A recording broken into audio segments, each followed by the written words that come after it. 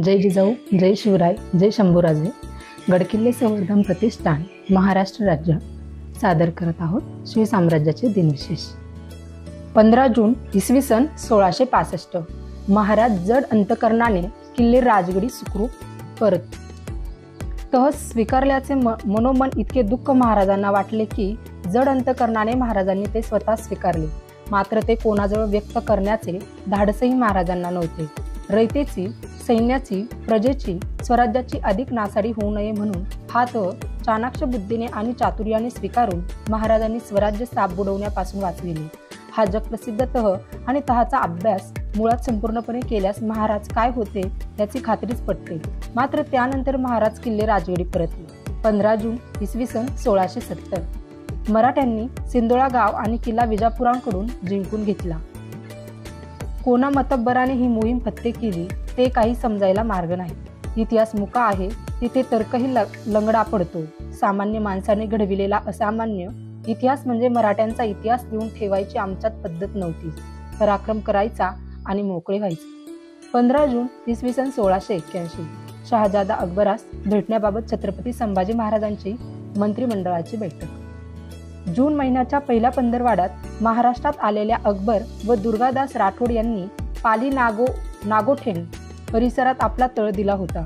छत्रपती संभाजी महाराजांना या त्वरित खबर दिली.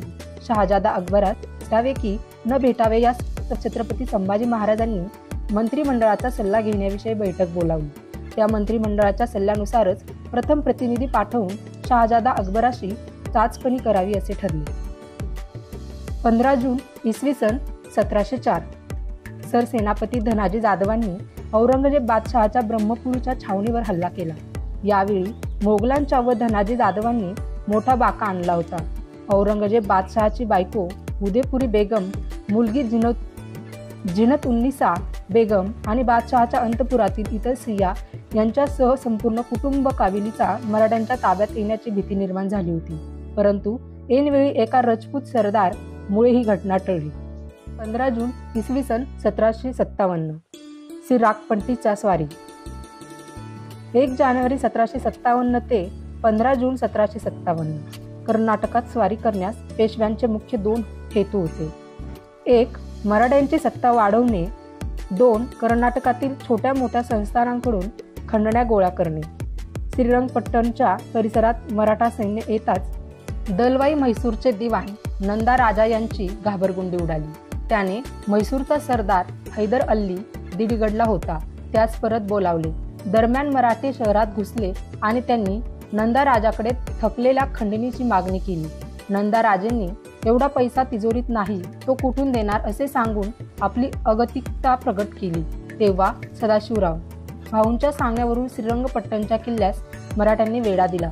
पेशव्यांनी म्हैसूरकरांतर्फे महादेव विरकर यांच्याशी मध्यस्थी केली. म्हैसूरच्या दलवाईशी तह करून मराठे परत फिरले. एप्रिल 1757 आणि विनापट्टण, सिरा आदी स्थळे घेत पेशवे 15 जून 1757 रोजी पुण्यास आले.